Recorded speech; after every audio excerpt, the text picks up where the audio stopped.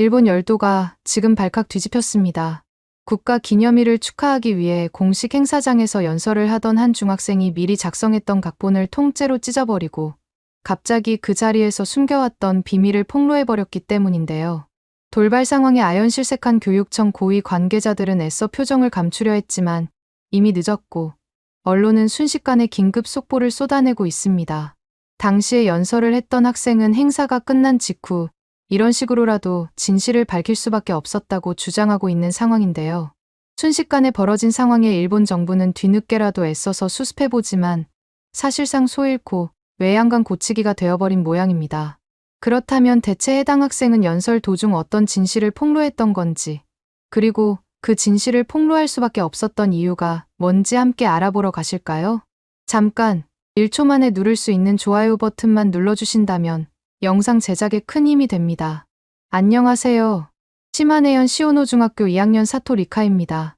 진실이란 게 때로는 얼마나 위험할 수 있는지, 또 그 진실을 세상에 말하려면 얼마나 큰 용기가 필요한지 직접 몸으로 부딪혀 알게 됐답니다. 2월, 얼굴을 애는 듯한 차가운 바람이 불던 날이었어요. 시마네현은 겨울만 되면 바닷바람이 매섭게 몰아치는 지역이거든요. 교실 창문 너머로 잿빛 바다가 출렁이던 오전, 타나베 선생님이 조례 시간에 중요한 이야기가 있다며 앞으로 걸어 나오셨죠. 선생님이 교탁 앞에 서자 교실은 순식간에 조용해졌어요. 그때만 해도 선생님이 전할 소식이 제 평범했던 나날을 송두리째 뒤흔들어 놓을 거라고는 상상조차 못했어요. 여러분, 다음 달 다케시마의 날 행사에서 우리 학교 대표로 연설할 학생을 뽑게 됐습니다. 타나베 선생님의 목소리가 교실 구석구석까지 울려 퍼졌어요. 대부분 친구들은 하품을 하거나 창밖을 바라보며 관심 없는 표정이었죠. 하지만 선생님의 다음 말에 저는 귀가 쫑긋 서며 몸을 바로 세웠답니다. 뽑힌 학생에겐 시마네현 우수학생 장학금과 지역 명문 고교 진학 우선권이 주어질 예정입니다. 장학금이란 단어가 귓가에 맴돌자마자 심장이 쿵쾅거리기 시작했어요. 우리 집은 풍족하게 사는 편이 아니었거든요. 아버지는 시마네현청에서 공무원으로 일하셨지만 직급도 낮은 편이고 월급도 넉넉지 않았어요. 언제나 식탁에선 승진 이야기가 나올 정도로 아버지는 출세에 목말라 있었죠. 명문 고교 진학 우선권은 제가 꿈꾸던 미래로 가는 황금 티켓이나 다름없었어요. 그 순간 이 기회를 놓치면 안 된다는 생각에 손바닥에 땀이 차올랐답니다. 수업이 끝나고 집으로 돌아가는 길, 머릿속은 온통 장학금과 명문 고교 생각으로 가득 찼어요. 내가 정말 뽑힐 수 있을까 하는 생각에 가슴이 두근두근 뛰었죠. 집 근처 작은 공원을 지나는데 갑자기 휴대폰이 울렸어요. 화면을 보니 아버지였답니다. 리카, 지금 어디니? 빨리 집에 와. 기쁜 소식이 있어. 아버지 목소리에서 평소엔 듣기 힘든 들뜬 기운이 느껴졌어요. 집에 도착해서 현관문을 열자마자 다녀왔습니다. 큰 소리로 외쳤는데 거실에서 아버지의 흥분된 목소리가 들려왔어요. 리카, 이리 와봐. 신발을 허겁지겁 벗고 거실로 뛰어가니 아버지가 환한 미소를 지으며 저를 기다리고 계셨답니다. 오랜만에 보는 아버지의 활기 넘치는 표정에 저도 모르게 미소가 지어졌어요. 내가 다케시마의 날 행사 기획 담당자로 임명됐어. 아버지가 가슴을 떡 펴며 자랑스럽게 말씀하셨어요. 게다가 네가 학교 연설자로 확정됐다는 소식도 들었단다. 이 말을 듣는 순간 너무 놀라 입이 떡 벌어졌어요. 저요? 하지만 아직 학교에서 선발 과정도 없었는데요. 오늘 막 공지가 나왔다고요? 아버지는 손을 휘휘 저으며 웃으셨어요. 선발이란 건 형식적인 절차일 뿐이야. 내가 현청에서 너를 추천했거든. 현청과 학교가 이미 다 상의해둔 일이지. 이건 우리 가족 모두에게 좋은 기회란다. 네가 우수학생 이미지를 확실히 심으면 나도 현청 내에서 입지가 탄탄해질 거야. 승진도 기대해볼 수 있고. 아버지 눈빛은 마치 복권에 당첨된 사람처럼 반짝거렸어요. 아버지 눈빛에서 숨길 수 없는 야망이 느껴졌어요. 저는 겉으로는 네 라고 작게 대답했지만 속으로는 왠지 모를 불안함이 파도처럼 밀려왔어요. 내가 실력으로 뽑힌 게 아니라 아버지 영향력 때문이라니 기쁨보다는 무거운 부담감이 어깨를 짓눌렀죠. 하지만 그때는 그저 좋은 기회라고만 생각했어요. 장학금과 명문고 진학 기회가 코앞에 있는데 이런 찜찜한 기분은 그냥 지워버리기로 했답니다. 아빠, 연설문은 제가 직접 써야 하나요? 궁금해서 물었죠. 아버지는 여유롭게 미소 지으며 대답하셨어요. 당연히 네가 쓰는 거지만 현청에서 기본 자료와 방향은 알려줄 거야. 독도가 일본의 고유 영토라는 내용을 중심으로 말이야. 그 순간 가슴 한편에서 이상한 위화감이 느껴졌지만 그냥 넘어갔어요. 다음 날 아침 학교로 향하는 길에 타나베 선생님이 복도에서 저를 발견하고 손짓하며 불러세웠어요. 리카, 잠깐 얘기 좀 할까? 목소리는 다정했지만 눈빛은 어딘가 날카로웠죠. 복도 한쪽 구석으로 가서 주변에 아무도 없는 것을 여러 번 살핀 후에야 선생님이 목소리를 낮춰 말을 꺼내셨어요. 행사에서 잘해야 너도 장학금 받고 나도 교육위원회 표창 받고 서로에게 좋은 일이지. 타나베 선생님 눈빛이 마치 칼날처럼 날카롭게 빛났어요. 선생님 말투는 평소와 완전히 달라서 계산적이고 차가운 느낌이 들었죠. 마치 거래를 제안하는 것 같았어요. 저는 고개를 끄덕이며 억지 미소를 지었지만 마음 한구석이 불편하게 조여들었어요. 용기를 내서 조심스럽게 입을 열었죠. 선생님, 근데 독도나 대마도 문제가 꽤 복잡하다던데. 인터넷에서 조금 찾아봤는데 여러 다른 관점이 있더라고요. 제 말이 끝나기도 전에 타나베 선생님 표정이 순식간에 굳어버렸어요. 마치 얼음이 순식간에 얼어붙는 것처럼 차갑게 변했죠. 정부에서 공식 입장을 다 정리해놨으니 더 깊이 파고들지 말고 원고대로만 하렴.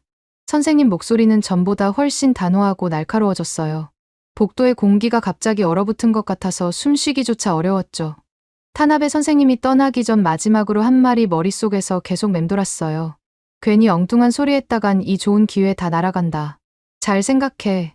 이전까지 따뜻하게 대해주던 선생님 모습은 거짓말처럼 사라져버렸어요. 저는 무의식적으로 몸을 움츠리며 입술을 깨물었죠. 그날 수업 내내 머릿속에서는 타나베 선생님의 경고가 반복해서 울렸어요. 왜 이렇게까지 압박하는 걸까?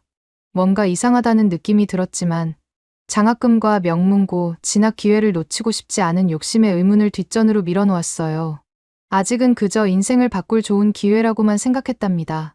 일주일이 쏜살같이 지나갔어요. 학교에서는 제가 다케시마의 날 연설자로 공식 선발되었다는 발표가 있었고 친구들은 모두 부러워하며 축하해 주었어요. 겉으로는 기뻤지만 속으로는 아버지 영향력으로 뽑혔다는 사실이 계속 마음에 걸렸죠. 하지만 금방 그런 생각은 머릿속에서 지워버리기로 했어요. 어쨌든 좋은 기회는 기회니까요. 그러던 어느 날 저녁 집에 돌아왔을 때 어머니 표정이 심각해 보였어요. 평소 조용하고 말수 적은 어머니가 급하게 전화통화를 하고 계셨거든요. 그래, 이해. 정말 힘들었겠다. 알았어. 조심해서 와. 어머니 목소리에서 평소보다 훨씬 강한 걱정이 느껴졌어요. 어머니가 전화를 끊자 궁금증을 참을 수 없어서 물었어요. 엄마, 누구랑 통화한 거예요? 어머니는 깊은 한숨을 내쉬며 마주 앉았죠.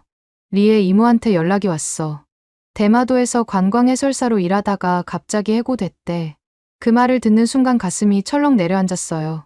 리의 이모는 제게 아주 특별한 존재였거든요. 어릴 적 방학 때마다 대마도에 가서 이모와 푸른 숲을 거닐고 해변에서 조개를 줍던 추억이 너무나 소중했어요. 부모님보다도 더 많은 시간을 함께 보냈던 이모가 직장을 잃었다니 믿기 힘들었죠. 왜요? 이모가 뭘 잘못했길래? 의아함을 감추지 못하고 물었어요. 어머니는 복잡한 표정으로 한숨만 내쉬었어요. 그때 현관문이 열리면서 아버지가 들어왔고 우리 대화를 듣자마자 표정이 순식간에 굳어졌어요. 그러게 말이야. 왜 쓸데없이 한국 관광객들 앞에서 대마도는 예전에 경상도 송령이기도 했다는 말을 해서 문제를 일으켰대. 아버지 목소리에는 분노가 가득했어요. 제 머릿속에서 뭔가가 딱 하고 걸렸죠. 이모가 단지 역사적 사실을 언급했을 뿐인데 그것 때문에 직장을 잃었다니 도무지 이해할 수 없었어요. 가슴 속에서는 이모에 대한 걱정과 함께 이상한 의문이 솟아올랐습니다. 왜 그런 말 한마디로 직장을 잃어야만 했을까? 아빠, 이모가 한 말이 사실이 아닌가요? 조심스럽게 물었어요. 아버지는 짜증스러운 한숨을 내쉬며 역사는 복잡한 거야. 요즘 국제관계에서는 그런 옛날 이야기가 아무 도움도 안 돼. 이모는 일하는 사람으로서 좀 더 신중했어야지. 라고 대답하셨어요. 하지만 그 대답은 제 궁금증을 전혀 해결해주지 못했답니다. 그 주 토요일, 이모가 심한 해연으로 돌아와 우리 집에 들렀어요. 아버지는 갑작스러운 회의 때문에 나가 있었고 어머니는 저녁 식사 준비를 위해 장을 보러 나갔죠. 집에는 저와 이모 단둘뿐이었어요. 거실에 앉아 따뜻한 차를 마시며 이모 얼굴을 바라보니 평소 밝고 활기찬 이모 얼굴이 피곤하고 지쳐 보였어요. 이모, 정말로 일자리를 잃으신 거예요? 목소리를 낮추며 조심스럽게 물었어요. 이모는 입가에 씁쓸한 미소를 지으며 천천히 고개를 끄덕였죠. 응. 어떤 관광객이 내 설명을 휴대폰으로 찍어서 SNS에 올렸어. 그러자 대마도청에서 정부 공식 입장과 맞지 않는 발언이라면서 하루 만에 짐을 싸라더라. 이모 목소리에선 체념한 듯 공허함과 억눌린 분노가 동시에 느껴졌어요. 저는 화가 나서 무의식적으로 주먹을 꽉 쥐었어요. 손톱이 손바닥을 파고들었지만 아픔도 느껴지지 않았죠. 이모는 그저 사실을 말했을 뿐인데 어떻게 이럴 수가. 목소리가 떨리면서 말끝이 흐려졌어요. 이모는 잠시 창밖으로 시선을 돌리더니 깊은 한숨을 내쉬었죠. 내가 괜히 조선왕조실록 이야기만 꺼내지 않았어도. 하지만 니카야, 그건 정말로 옛 기록에 남아있는 내용이야. 대마도가 예전에 조선의 송령이었다는 역사적 사실 말이지. 그 순간 제 눈이 동그랗게 커졌어요. 이게 그냥 농담이 아니라 실제 역사 자료가 있다는 얘기였어요. 갑자기 온몸의 전율이 일묘 호기심이 폭발했죠. 역사에 관심이 많았던 저는 그동안 학교에서 배운 내용과 이모 말 사이에 큰 차이가 있다는 걸 깨달았어요. 심장이 빠르게 뛰기 시작했어요. 이건 단순한 개인 사건이 아니라 중대한 진실이 숨겨져 있는 것 같은 예감이 들었거든요. 이모, 그 역사 기록들에 대해 더 자세히 말해주실 수 있어요? 목소리를 낮추며 몸을 앞으로 기울였어요. 이모는 잠시 망설이더니 주변을 살피고 나서 작은 목소리로 대답했죠. 초세기 조선 세종대왕 시절 기록을 보면 대마도가 본래 한국 땅이라고 나와 있어. 세종실록에는 1419년 세종대왕이 대마도를 정벌하고 난 후 대마도는 본시 우리나라 땅이라고 명확하게 적혀 있단다. 심지어 세종이 대마도주에게 보낸 공식 문서에도 그렇게 기록되어 있대. 이모는 다시 한번 주변을 살핀 뒤 목소리를 더 낮추었어요. 대마도는 경상도 계림에 예속되었던 바, 본시 우리나라 땅이라는 것이 문헌에 실려 있어 확실히 확인할 수 있다고 말이야. 이건 그냥 한국 측의 일방적인 주장이 아니라 실제 역사 문헌에 기록된 사실이란다. 이모 말을 들으며 호기심에 가슴이 두근거렸어요. 그럼 독도도 비슷한 상황인가요? 이모는 힘주어 고개를 끄덕였어요. 독도도 마찬가지지. 고려와 조선 시대를 거쳐 독도는 계속 한국의 인식과 통치 범위 안에 있었어. 세종실록 지리지에도 우산과 무릉 두 섬이 현해 정동쪽 바다에 있다고 분명히 기록되어 있단다. 이것은 울릉도와 독도를 가리키는 거지. 이모는 쉬지 않고 이야기를 이어갔어요. 더 놀라운 건 일본 에도 막부가 1696년에 울릉도와 독도를 조선 땅이라고 인정했다는 기록이 있다는 거야. 안용복이라는 사람이 에도 막부 관리들을 만나 울릉도와 독도가 조선 땅임을 공식적으로 확인받았대. 실제로 일본 에도 막부는 울릉도 분쟁과 관련해 울릉도와 또 하나의 섬 독도로 추정은 일본과 관계없다고 명확하게 결정했어. 하지만 1905년 러일전쟁 중에 일본이 독도를 심한해연에 편입시켜버렸지. 이건 당시 대한제국이 외교적으로 약해진 틈을 노려서 그런 거야. 당시 대한제국은 칙령 제41호로 울도군을 설치하면서 관할 구역의 석도를 포함시켰는데 이 석도가 바로 독도라는 거지. 일본이 심한해연에 편입하기 이전에 이미 대한제국은 독도를 자국 영토로 행정구역화해둔 상태였단다. 제 머릿속이 점점 복잡해졌어요. 학교에서 배운 다케시마는 일본 고유의 영토라는 내용과 이모가 말한 역사적 사실들 사이에 엄청난 차이가 느껴졌거든요. 하지만 이모, 이런 이야기 때문에 직장을 잃으셨다면 정말 억울하고 화가 나네요. 이모는 쓴웃음을 지었어요. 역사는 보는 관점에 따라 여러 가지로 해석될 수 있어. 하지만 진실을 한번 알고 나면 다시는 모른 척할 수 없게 되는 법이야. 나는 그저 역사적 진실을 말했을 뿐인데. 이모 눈가에 맑은 눈물이 고였어요. 저는 이모 손을 꼭 잡았죠. 그 순간 마음속 깊은 곳에서 무언가 단단한 결심이 자라났어요. 이모가 당한 부당함에 대해 더 알아봐야겠다고 말이죠. 이모, 그 역사 기록들 제가 직접 볼 수 있을까요? 간절한 마음으로 물었어요. 이모는 잠시 생각하더니 집에 돌아가면 내가 모아둔 자료들을 정리해서 보내줄게.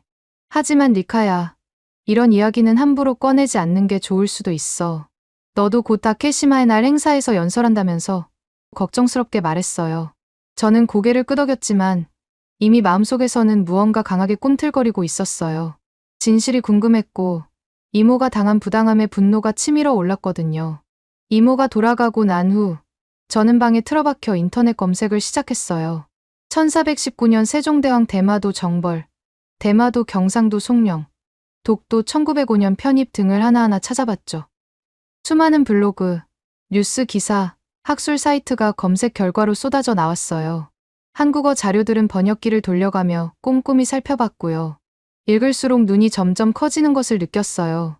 에도 막부가 1696년 울릉도와 독도를 조선 땅이라고 인정, 1905년 러일전쟁 중에 독도 편입, 이승만 정부가 1949년 대마도 반환을 요구했다.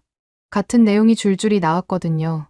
이런 역사적 사실들은 지금까지 학교에서 배웠던 내용과는 완전히 달랐어요. 충격과 혼란이 뒤섞였죠.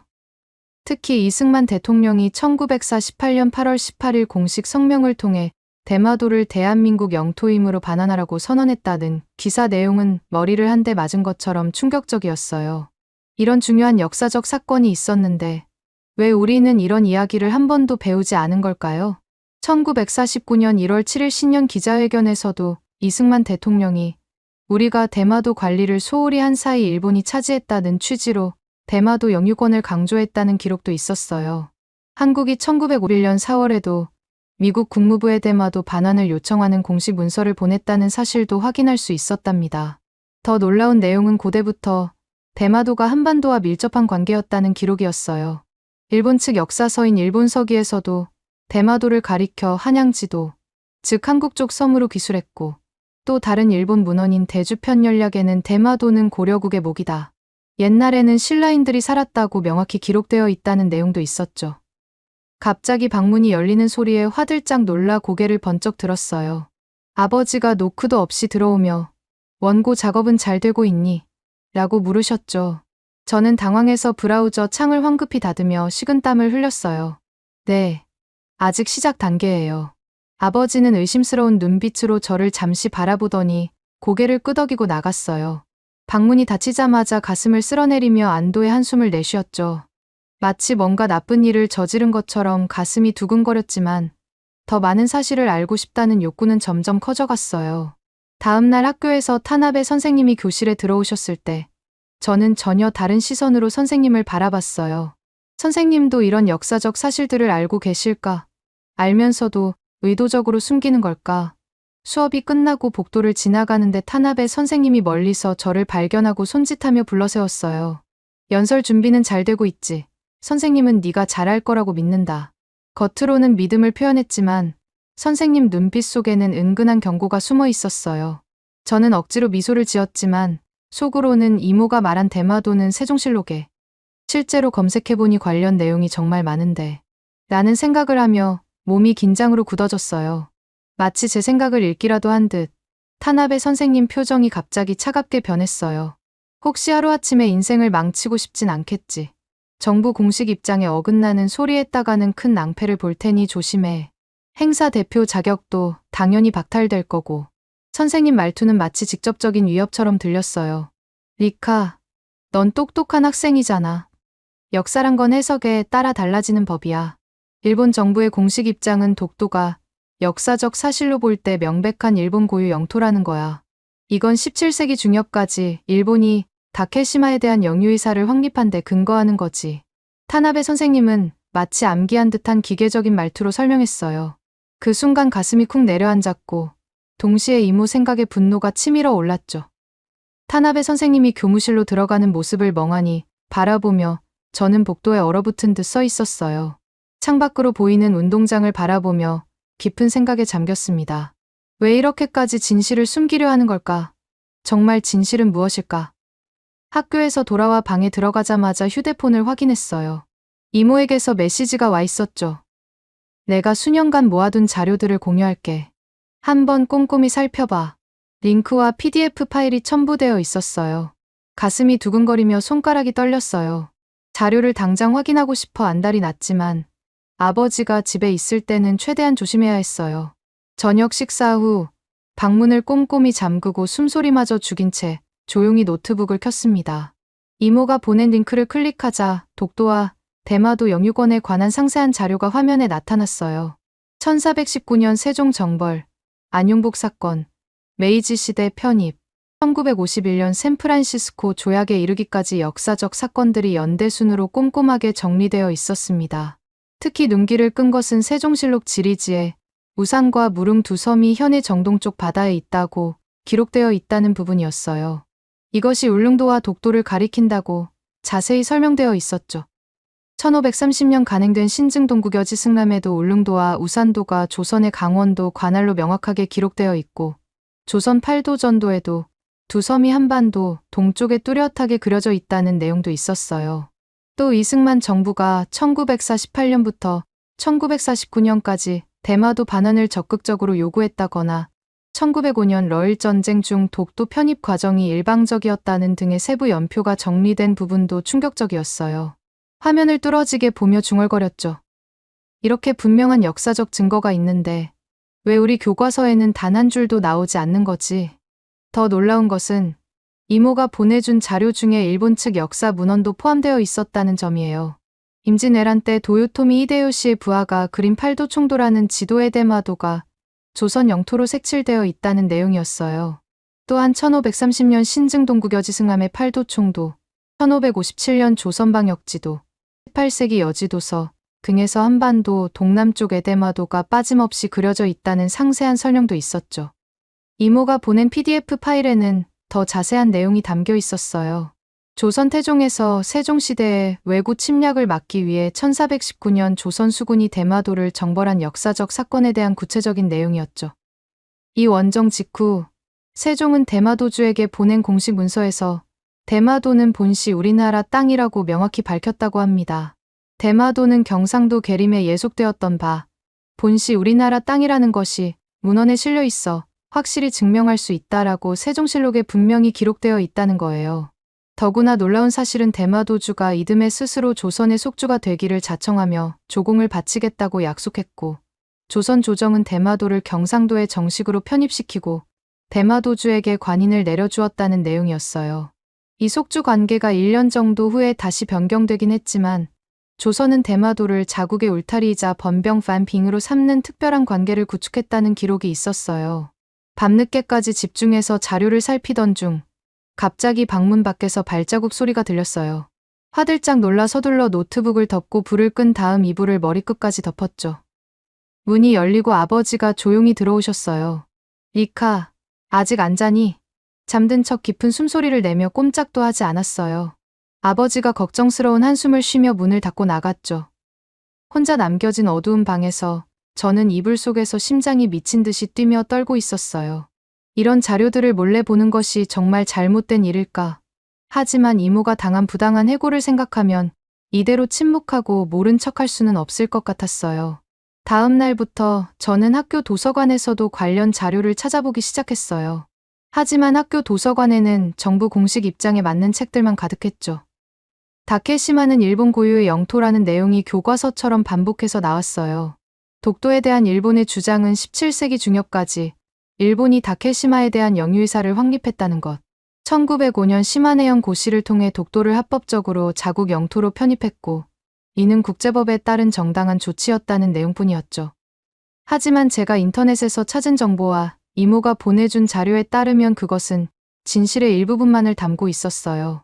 에도 시대 초기인 1610년대에서 1650년대쯤에 오야와 무라카와 두 가문이 막부 허가를 받아 울릉도로 건너가 어업 활동을 한 기록은 있지만 실제로 1696년 에도 막부가 울릉도 출어를 공식적으로 금지했다는 중요한 사실도 있었거든요. 또 1905년 시마네현 고시가 러일 전쟁으로 한국이 외교적으로 무력했던 시기에 일방적으로 이루어진 것이라는 점, 당시 독도가 주인 없는 섬이 아니었음에도 일본이 강제로 편입한 것이라는 역사적 진실도 드러났어요. 이런 중요한 내용들은 학교 교과서나 도서관 책에서는 철저히 배제되어 있었죠. 며칠 동안 저는 깊은 고민의 늪에 빠졌어요. 한편으로는 행사에서 정부 입장대로 발표하고 장학금과 명문고, 진학 기회를 얻고 싶은 마음이 있었지만, 다른 한편으로는 진실을 알게 된 이상 그것을 외면하는 것이 이모에게도, 그리고 제 양심에도 큰 배신처럼 느껴졌거든요. 그날 저녁, 갑자기 전화벨이 울렸어요. 거실에서 아버지가 전화를 받는 소리가 들렸죠. 네, 타나베 선생님. 네, 알겠습니다. 통화가 끝나자마자 아버지가 빠른 걸음으로 제 방문을 열었어요. 아버지 표정이 어두운 먹구름처럼 드리워져 있었죠. 리카가 준비를 제대로 하고 있는지 걱정된다고 선생님이 연락하셨더구나. 아버지 목소리에는 의심과 불안이 가득했어요. 원고는 잘 써지고 있니? 현청에서 제공한 자료대로 작성하고 있는 거지. 아버지가 날카롭게 물었어요. 바로 그때 아버지 시선이 제 노트북 화면으로 향했고 화면에는 대마도에 관한 역사 자료가 그대로 떠 있었어요. 아버지 얼굴이 순식간에 붉게 달아오르더니 핏줄이 붉어졌죠. 이게 도대체 뭐지? 아버지가 노트북을 거칠게 잡아당겼어요. 화면에는 조선시대 고지도의 대마도가 조선 영토로 표시된 이미지가 선명하게 나타나 있었죠. 당장 이런 허황된 자료들 전부 지워버려. 내 이모처럼 망하고 싶니?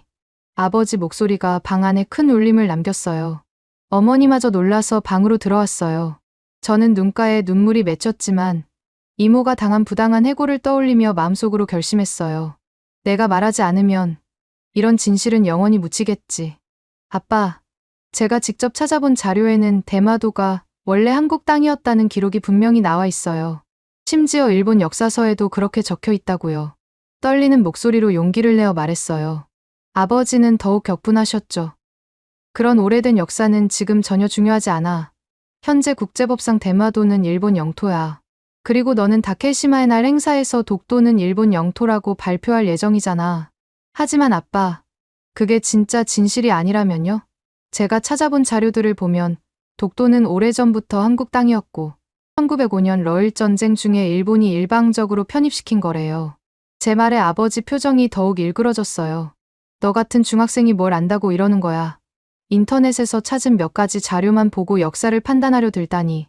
헛된 상상은 그만두고 현청에서 제공한 원고대로 써. 그렇지 않으면 모든 기회를 한순간에 날려버리게 될 테니까. 아버지 목소리가 위협처럼 귓가에 울렸어요. 결국 저는 고개를 숙이고 알겠어요. 아빠. 라고 작은 목소리로 대답했지만 마음속에서는 전혀 다른 생각이 자라나고 있었어요. 사실 저는 이모가 보내준 역사 자료들을 토대로 진실을 있는 그대로 밝히는 별도의 연설문을 몰래 준비하기 시작했거든요. 아무에게도 보여주지 않고 USB에 저장해 학교 사물함 깊숙이 숨겨두었어요. 그날 밤 잠들지 못하고 이불 속에서 뒤척였어요. 아버지의 거친 분노, 타나베 선생님의 날카로운 경고, 하지만 무엇보다 이모가 당한 부당한 해고가 계속 머릿속을 맴돌았거든요. 창문으로 비치는 달빛 아래 밤새 생각을 정리하다가 새벽녘에 단단한 결심을 했어요. 어떤 일이 닥쳐도 진실을 세상에 알려야겠다고요.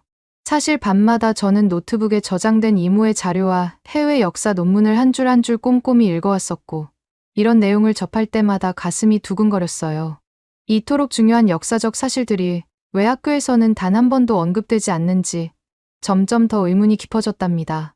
마치 누군가가 의도적으로 이런 진실들을 감추고 있는 것 같았어요. 그 일이 있은 후로는 집안 분위기가 심상치 않게 변했어요. 아버지는 매일 아침 저에게 행사 원고를 확인하자고 요구했고 저는 최대한 시간을 끌며 핑계를 대곤 했죠. 학교에서는 타나베 선생님이 마치 감시라도 하듯 저를 유심히 관찰했어요. 행사일이 하루하루 다가오면서 주변의 압박감도 점점 커져갔습니다. 마침내 행사 사흘 전 저녁 식탁에서 폭발이 일어났어요. 행사 원고 최종본 당장 보여줘. 독도와 대마도는 일본 고유의 영토이며 한국의 주장은 근거 없는 허위라고 확실하게 써넣으면 그만이야. 아버지가 식탁을 세게 내리치자 그릇들이 달그락 소리를 내며 흔들렸어요.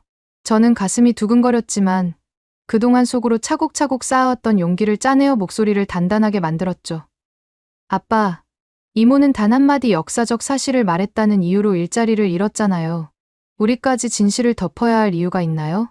아버지 얼굴이 순식간에 붉게 변하더니 입술이 일그러졌어요. 이마에는 푸른 핏줄이 붉어져 나왔죠. 내 이모가 경솔했던 거야. 그게 전부라고. 아버지의 분노 어린 고함에 어머니는 그릇을 닦던 손을 멈추고 고개를 푹 숙인 채 식탁 모서리만 바라봤어요. 하지만 저는 더는 입을 다물고 있을 수 없었어요. 가슴 속에서 끓어오르는 감정을 주체할 수 없었거든요. 이모가 말한 내용이 사실인지 직접 찾아봤어요. 실제로 여러 옛 문헌의 대마도가 조선의 송령이었다는 기록이 분명히 남아 있었어요. 독도도 마찬가지라는 역사적 증거가 있다고요. 순간 무거운 침묵이 흘렀고 아버지 눈빛이 얼음장처럼 차갑게 변했어요. 네가 뭘 안다고 그런 판단을 해. 어린 네가 인터넷에서 본 몇 개 자료로 역사를 재단하겠다는 거야. 아버지 말에 가슴이 아프게 조여들었지만 저는 이미 돌이킬 수 없는 결심을 한 뒤였죠. 심장은 미친 듯이 뛰었지만 이것이 옳은 일임을 확신했어요. 창문 밖 어둠을 바라보며 마음속으로 다짐했죠. 이모처럼 모든 것을 잃게 되더라도 난 진실을 말해야 해. 그날 밤 저는 제 진심을 담은 최종 연설문을 완성했어요. 역사적 진실을 있는 그대로 담아낸 연설문을요. 드디어 다케시마의 날 행사 당일이 밝았어요. 시마네현청 대강당은 지역 관료들과 시민들, 기자들로 발 디딜 틈 없이 가득 찼죠. 저는 무대 옆 대기실에서 단정한 정장 차림으로 떨리는 마음을 달래며 기다리고 있었어요. 손은 얼음장처럼 차갑게 식었고 심장은 귀청이 터질 듯 쿵쾅거렸지만 이미 저의 결심은 바위처럼 단단해졌어요. 아버지가 초조한 표정으로 대기실에 들어와 제 어깨를 꽉 움켜쥐었어요. 원고대로만 발표해. 우리 가족도 내 이모처럼 될 순 없으니까. 아버지 목소리에는 숨길 수 없는 위협이 담겨 있었죠. 타나베 선생님도 곧이어 들어와 제 귀에 가까이 대고 속삭였어요. 정해진 글만 읽으면 돼. 너 장학금, 나 표창. 그 이상도, 그 이하도 필요 없어. 저는 두꺼운 커튼 틈 사이로 객석을 살짝 훔쳐봤어요. 현 지사와 교육위원회 관계자들, 그리고 오이카와 교장 선생님까지 앞줄에 나란히 앉아 있었고 뒤쪽으로는 여러 대의 카메라가 설치되어 있었죠. 객석은 정장 차림의 어른들과 기자들로 빽빽하게 채워져 있었고 행사의 중요성이 온몸으로 느껴졌어요. 현청 로비에 크게 걸려있던 다케시마는 일본 고유의 영토라는 선명한 포스터가 문득 떠올랐어요. 순간 숨이 막히고 다리가 후들거렸어요. 정말 이대로 해도 될까? 마지막 순간에 잠깐 의심이 들었지만 이모의 부당한 해고와 숨겨진 역사적 진실을 생각하며 다시 용기를 다잡았습니다. 사회자의 우렁찬 목소리가 강당에 울려 퍼졌어요. 이제 시오노 중학교 대표 사토 리카 학생의 발표가 있겠습니다. 객석에서 정중한 박수 소리가 흘러나왔고 저는 떨리는 다리를 이끌고 단상으로 천천히 올라갔어요. 마이크 앞에 서서 객석을 바라보니 수많은 시선이 저를 주목하고 있었죠. 긴장으로 입 안이 바짝 말라 혀가 천장에 달라붙는 것 같았어요. 처음에는 준비된 원고대로 읽기 시작했어요. 독도와 대마도는 일본의 고유 영토이며 한국의 주장은 역사적 근거가 없습니다. 이 말을 읽는 동안 아버지와 타나베 선생님, 교장 선생님 모두 안도의 표정으로 고개를 끄덕였죠. 하지만 제 가슴속에서는 이미 폭풍우가 몰아치고 있었어요. 손에 쥔 종이가 바람에 흔들리는 나무잎처럼 떨리는 게 느껴졌습니다. 그리고 운명의 순간이 찾아왔어요. 제가 잠시 말을 멈추고 하지만 이라고 작게 내뱉자 장내에 순간 정적이 흘렀어요. 아버지 표정이 순식간에 굳어버렸고 타나베 선생님은 눈을 크게 뜨며 자리에서 몸을 앞으로 기울였죠. 저는 깊게 숨을 들이마시고 가방에서 몰래 준비해둔 진짜 원고를 꺼냈어요. 하지만 제가 직접 찾아본 자료들에 따르면 역사적 진실은 지금까지 들어온 내용과 완전히 다릅니다. 목소리가 떨리고 심장은 미친 듯이 뛰었지만 손에 쥐고 있던 진짜 원고를 펼치며 말을 이어갔어요. 제 이모는 대마도에서 조선왕조실록에는 이곳이 조선의 송령이었다는 역사적 사실을 말했다는 이유만으로 해설사 일자리를 하루아침에 잃었습니다. 과연 이런 역사적 기록들이 정말로 거짓말일까요? 객석에서 순간 숨소리마저 사라졌다가 곧 웅성거림이 파도처럼 일어났어요. 몇몇 기자들은 허겁지겁 펜을 꺼내 메모를 시작했고 앞줄에 앉아있던 현 지사의 얼굴은 창백하게 변했죠. 저는 떨리는 다리에 힘을 주고 목소리를 더 또렷하게 내어 계속 말했어요. 1419년 세종대왕은 공식 문서에서 대마도를 조선의 송령이라고 명확히 기록했습니다. 1905년 러일전쟁 중에 일본은 한국이 외교적으로 약해진 틈을 타 독도를 몰래 자국 영토로 편입시켰어요. 심지어 1949년 이승만 정부는 대마도의 반환을 공식적으로 요구했다는 역사적 증거들이 분명히 존재합니다.